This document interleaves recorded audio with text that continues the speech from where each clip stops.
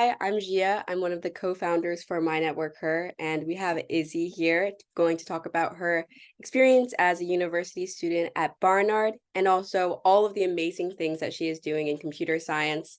MyNetworkHer.org, which is hosting a hackathon this Saturday, was actually inspired by one of the websites that Izzy created. So Izzy, thank you so much for joining us and on such short notice. So the first question that I have for you is, can you tell us a little bit more about yourself?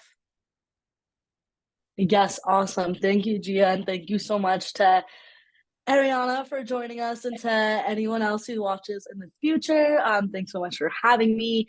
Yes, my name is Izzy. I am now a senior at Barnard, which is crazy. I study computing design and pedagogy at Barnard, which is actually a major that I created. So if you didn't think that you could create a major in college, definitely depends where you go, but it is also a lot of effort, a lot of proposal writing and emails and getting people at your college to support you, but it is doable. And I now really get to study the entire synthesis of what I'm passionate about. So my major combines computer science with education, with psychology, with design thinking, with like problem solving, everything kind of that it takes, I think, to reimagine the future of computer science education is all the stuff that I'm really working on learning about in undergrad. A lot of this comes from a lot of my interest in computer science comes from the experience I had right before I started college as a 17-year-old in Code with Clossy, which if you don't know Code with Clossy, amazing organization.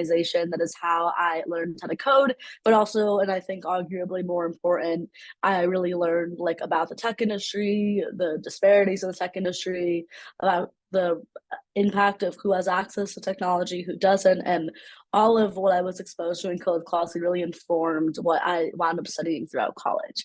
Um, Actually, for the website that you mentioned, called 100 Digits, which is a project that I worked on with a few of my friends for Pi Day, and I think 2021. I've had 100 digits of pi memorized since I was 12.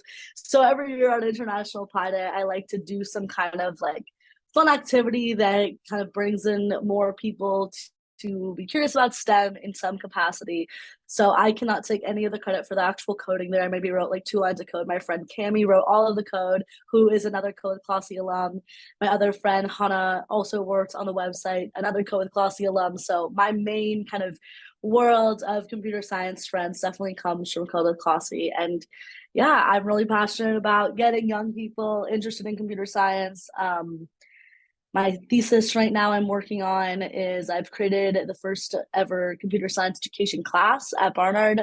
So that's going to be taught in the spring, which is really exciting because it'll be my last semester at Barnard. And I'm really hoping that it can be a class that is offered well past my time here. So I've worked very closely with my major advisor who's going to be teaching the class. I'll be like a teaching assistant preceptor situation. And it really culminates kind of all of what I've been studying for the past 4 years. And yeah, so it's been busy, but I have been very lucky to be at a school that has been extremely supportive of the wide variety of interests I have. That is so cool. I want to learn much more about your creating your own major because I'm sure a lot of high school students are thinking, I have no idea what I want to do with my life right now, and I don't know what school is going to fit me or what major is going to fit me. So it's so cool that you personalized and created your own major.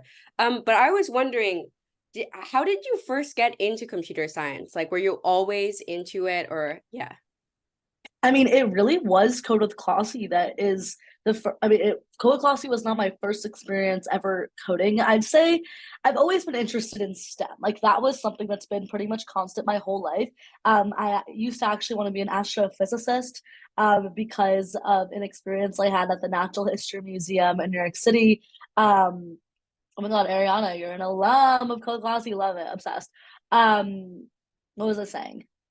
Oh, yes. I discovered an interest in space because I went to a planetarium show and I was like, oh my God, space is so cool. People can study space. Okay, cool, sign me up.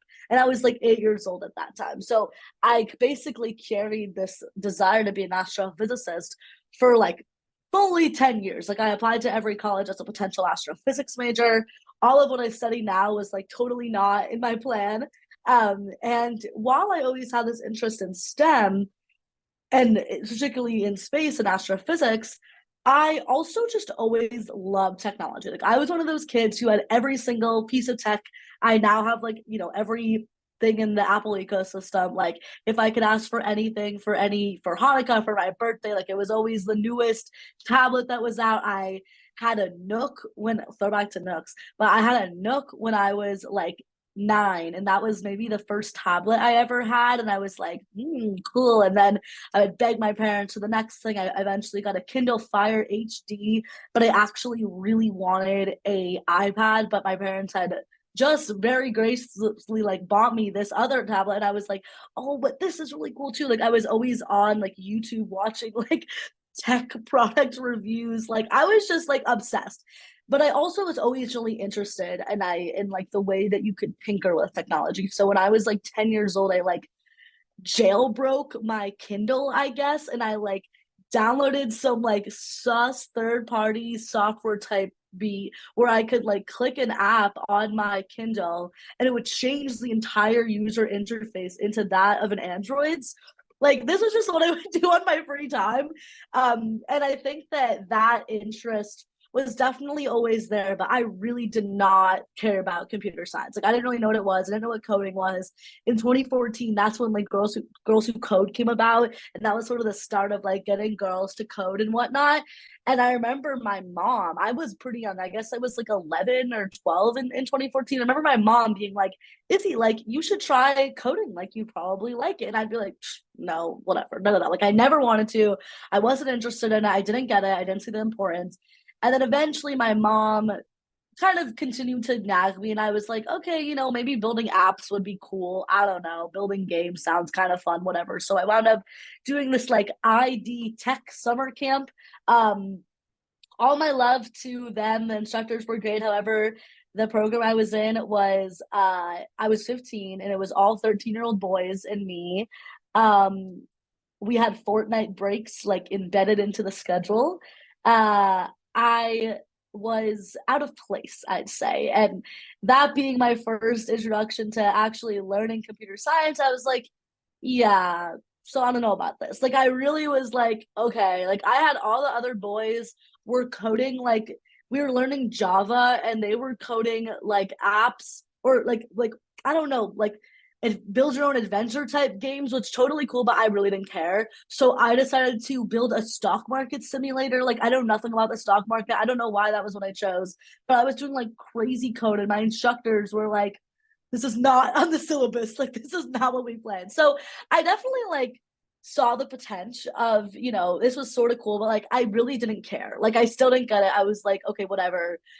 And then I took AP computer science principles in high school, and unfortunately at my high school the vibe of that class was like, I love my teacher, we're still very close, but like the vibe of the class was just like, I went to performing arts high school, everyone just kind of took it because it was like easy to get a good grade in it. So and it was like it was very recently being taught, so like my professor, or I keep saying professor, I'm so a college student now, my teacher at the time just like didn't really, I don't know, like the class has definitely gotten a lot more interesting, I think, and like more room for creativity. And again, I was building like weird stuff. Again, it was Java. I think I built like an app that would like calculate your average, because my school had like a weighted average and I was like obsessed with my grades in high school. And so I like didn't want to do the math myself, so I just made the app do it. Like kind of cool, but it really wasn't until COVID policy where I think for me learning about the why of computer science, like why does it actually matter that we're taught this, about like the ethics, about the gender gap, as like code policy has continued programming, there's a whole now a big section on like algorithmic bias, algorithmic justice, understanding that like these systems that we use, like they're not objective, it's humans writing them. Any inequities or like social justice issues that exist in society outside of on the online world, it's going to show up in on our computers, in our code. We see that with Chat GPT now, and like you can get I mean, they've gotten better. OpenAI has worked hard to try to mitigate this, but you see, I mean, it used to kind of go viral. I feel like last fall when Chat GPT really took off, of like you would give it some kind of question of like basically getting it to show that it was like had gender bias in it. And I think I have now, because of co-ed classy, understood like why is it so important that we learn computer science. Like it wasn't really until I had this larger why that I was really interested in how I could be a part of decreasing disparities and inequities that exist in the world of tech. Very long answer, but it's quite a story. No, oh my gosh. Everything that you said is so incredibly relatable, and I'm sure Ariana relates too. If you have any questions, by the way, Ariana, you can just unmute yourself or raise your hand, put it in the chat, whatever. This is a very small conversation, so we can have it be free flowing. Yeah, Izzy, it's so funny. I did ID Tech too. Completely, it did not connect with me at all. Then had co-ed classy, connected with this incredible community, and I was like hooked. Even though I already love programming, it was just like amazing. And the fact that we're able to continue to talk with alums is just incredible. Yeah, Ariana. Yeah, hi, I'm Ariana. First I want to say, Izzy, I do watch your content on TikTok, so this is a very interesting meeting. Yes, so let's go. You can come off the Oh camera. yeah, let me lower the hand. I mean, this is like it's just the three of us Okay, chatting now. I'll turn on my video. Can you see me? Yeah. Yeah, this is from a program I'm in, but yeah, hi. So yeah, I also want to go to Barnard, and I wanted to ask, like, what are your plans after Barnard? Because you are such a Barnard advocate. Like, where do you see yourself after Barnard? Yes. Yeah, Gia, sorry. I don't know if you have I feel like this question was planned already, so this is perfect. Yes, after Barnard, well, you guys can be the first to know. I think I'm gonna be a teacher, which is very exciting. I have kind of been like, oh my God, like, do I go work in tech? Like, that actually sounds terrible. um, and I just love teaching. I love getting to talk to people. I normally do a lot more teaching of younger kids. As part of my thesis project, basically the class that I've created with my major advisor is called Computer Science in the City. And it's modeled off of other classes that we have at Barnard that are like math in the city or science in the city. But this is the first ever one that's computer science in the city. So as Barnard and Columbia students in the class, students will get to learn about computer science education, learn about, what are the New York State standards for teaching computer science education? What should kindergarteners through 12th graders learn throughout their years in school to be prepared to, and here's the part that I'm actually going to cut off, because I think that sometimes, and what I've been really stuck on a lot these days is like, why should we learn how to code? Like, there are 5 million problems in the world. There are 5 million things that like public schools should be putting their funding towards. Like, why does computer science matter? And that's really the question that I'm trying to get at in my thesis. And there's all these programs of like CS for all, but like, for why? Like, why does this matter? And I think the answers that I always come back to, or I try to, are pretty multifaceted. I think that one of them is like, well, actually, let me go back. To answer your actual question, teaching, I think, that's what we need. The lack of computer science education in schools, the reason for that is, again, multifaceted, but kids are not going to learn computer science if there are not teachers to teach it. Like, it is very important that, like, if you care about computer science, if you have had a positive learning experience, like we all have in co-ed classy, I think it's like your duty to then give that to others, because we're so blessed to have had access to a program as incredible as co-ed classy. It is so rare to not only have a program that is like just so well organized and managed, but also such incredible like teachers, such incredible people who are a part of it, and free. I mean, co-ed classy is like truly one of the best programs out there, and I absolutely do not know where I'd be in my journey today if I hadn't done co-ed classy. Like, I owe all of what I am interested in now and care about to them. So when I got to Barnard, I was like, okay, I'm still in this like astrophysics thing maybe, but I was like, co-ed classy changed my freaking life. Like, what do I do about it? And I was like, oh, Barnard is the perfect place for me to continue to pursue this interest, because similar like vibe of people, da da da. And sorry to break it, but Barnard is incredible. I've had a wonderful experience here, but the way that computer science is set up, the program only exists as of 2019. So there are more and more classes every year, but if you're a Barnard student, you're majoring in computer science at Columbia. And for me, I was just having like negative learning experience after negative learning experience. I dropped out of 2 of my CS classes. Like, I was super like, bro, like this sucks. And this is the opposite vibe of what I thought I'd be getting. And so that is why I got into this whole like, okay, let me study this. Like, why does this not work? What's not working about this learning environment? And instead, what does work? So how can we then create learning experiences and learning environments that really do meet the needs of all students, so that all students can feel supported and loved and encouraged? And I think that ultimately what I want to do is be able to, whatever that, I'm sorry to write the answer to that, but whatever that answer winds up being, I'm sure it's going to be something that evolves over time. But I really care about expanding access to teachers and other people who can teach computer science, because that to me is like, if you have one person here that has the skill set to teach computer science, they can reach all these people. So if you're taking this and you're multiplying this, look how many more people are learning computer science, right? So I feel like the way in is like, okay, we need teachers. And that gets into a lot of stuff about like, what does teacher training look like? And like, what do you need to even be a teacher in one school versus another school? And like, there's all this stuff that I just feel like I can't talk the talk without walking the walk, and I need to be a computer science teacher myself if this is the kind of community, if these are the people that I really want to serve. So that's the plan, and I think that I'll probably wind up going to like graduate school, getting like an actual like advanced degree or whatever, like in something computer science education related, probably a master's in education, maybe a PhD.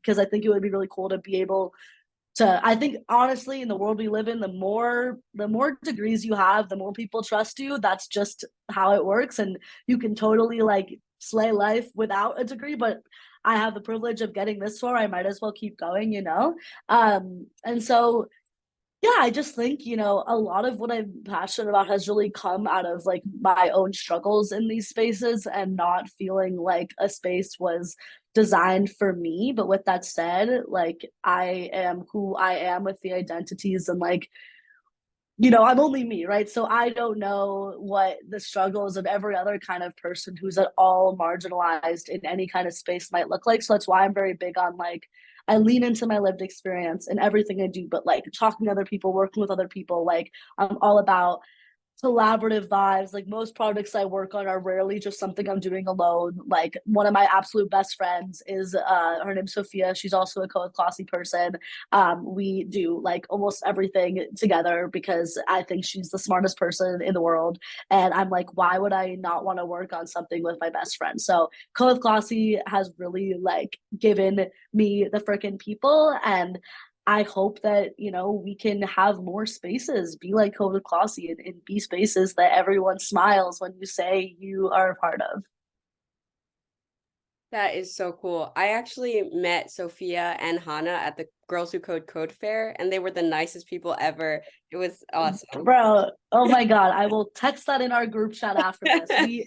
We have a group chat called ICT, standing for Iconic Coding Trio. It's just computer science is really like thought of as a luxury to even teach it in schools, from how we really like most people think about it. You need a computer, and not all schools can at all afford to have computers, let alone people to teach kids how to type. I mean, there's so many equity issues when it comes to CS, and I noticed that one of the most directly is actually in college, and just the way that my introductory programming class was set up was literally, you could get a perfect score, like you could make your whole programming assignment, you could have the whole program work appropriately, and that would only be a 90, because the last 10 points were called je ne sais quoi points, reserved for students who go above and beyond. And I was like, bro, literally say you are directly pandering to kids who have more access to computer science before they got to college? Like, what? Like, I just thought that was crazy. I'm like, this is Columbia University, and this is the way that this school that's supposed to be so state of the art, and especially Columbia Engineering, is supposed to be like so incredible. And I'm like, how are you gonna have such an obvious equity problem like right there. And of course, in I went to public school my whole life. I went to fairly well-funded public schools, so I'm very grateful for the education that I had, but I didn't have computer science. Like that wasn't a thing. Like I did have it finally when I was a junior in high school, but there wasn't, it wasn't like state of the art. As I said, it was there and I'm grateful that I had it, but that class did not make me interested in wanting to explore it more. Like it wasn't really doing it for me.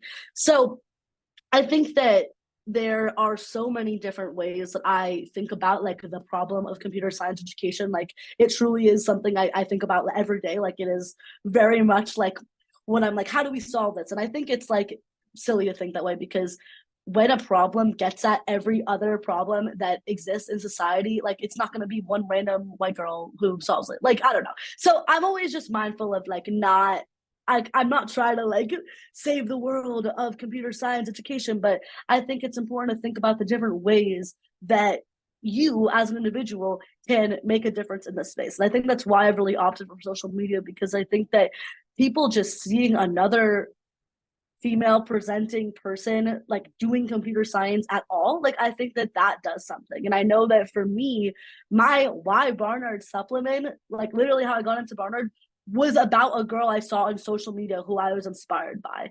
And I think that social media has so much power in just like letting you think bigger about like what your potential is and like what you could potentially study and in college, or what you could do in the future, or what about even like going to college. Like there's just so many things that you're able to get access to online for free that I think is really, really incredible. So that's a lot of why I devote so much of my time to like answering questions from prospective students about Barnard, because I'm like, if you can't get to camp, I mean, getting to campus is a whole thing. Like, I don't know where you live. Like, New York City is New York City. Like, there's just access is a huge thing for me. And I think that social media has so many flaws, absolutely, but it is a way to disseminate information that would not be possible to reach people in other parts of the world, let alone just in other states, if we weren't using social media. So I'm big on both, being inspiring, I hope, online, and showing like, hey, you can do this. I mean, when I was a freshman and I was still really set on being a CS major, I would be in my room sobbing, working through my CS assignments, and I would genuinely say the words out loud to myself, if I can get through this, it'll show another girl that they can do it too. And I think there's just like larger why, and like just believing that like if I'm doing like just me studying this thing is doing something for other people, that keeps me so much more motivated. So again, with the community, and again with the like, I don't know, I don't believe in learning if it exists in a vacuum. I think that like knowledge is meant to be shared. So as I'm learning, I'm also trying to share what I'm learning. And I think that there's so many ways that computer science can change your life and change your ability to express yourself. I think of it as such a creative medium. I think it's so powerful how you can, if you possess the technical skill sets, you can literally build anything. And I think it's like, look at the people who are CEOs of the biggest tech companies in the world. It's one set of people. And I think that shows me that like, I don't even think that's what we should be going for. I hope no one in this room wants to be the next Mark Zuckerberg, but I think that anyone should believe that if they want to start some big, huge tech company, should that be their dream, they have the ability to do so. And I'm not trying to say every single person needs to be a computer scientist, but I do believe that every single person should have access to quality computer science education. And then they can decide for themselves if this is something that they should want to keep pursuing in the future. Thank you so much, Izzy. There's only 2 minutes left on the Zoom meeting, so we can ask one more question if Ariana, you have a question, or Janelle. Yeah, I do have a question, but it may be like a lengthy one to respond to. It's because I know you like work in admissions, right? Mm-hmm. Yeah, so I wanted to ask, like, what do you wish you saw more on college applications to Barnard? Like, do you wish students like took more risks, or like what green flags, I guess? Okay, I think I can answer this pretty fast, and then we can move to a new Zoom call if you want.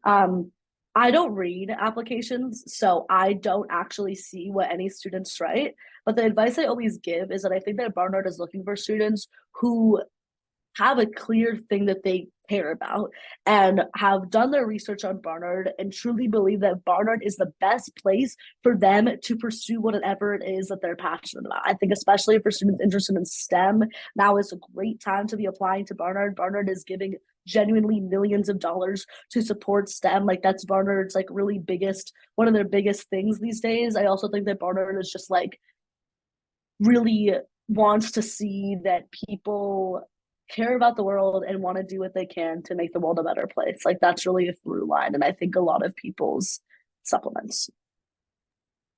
Thank you so much, Izzy. The meeting's about to end, but please join back if you are interested in hearing a little bit more.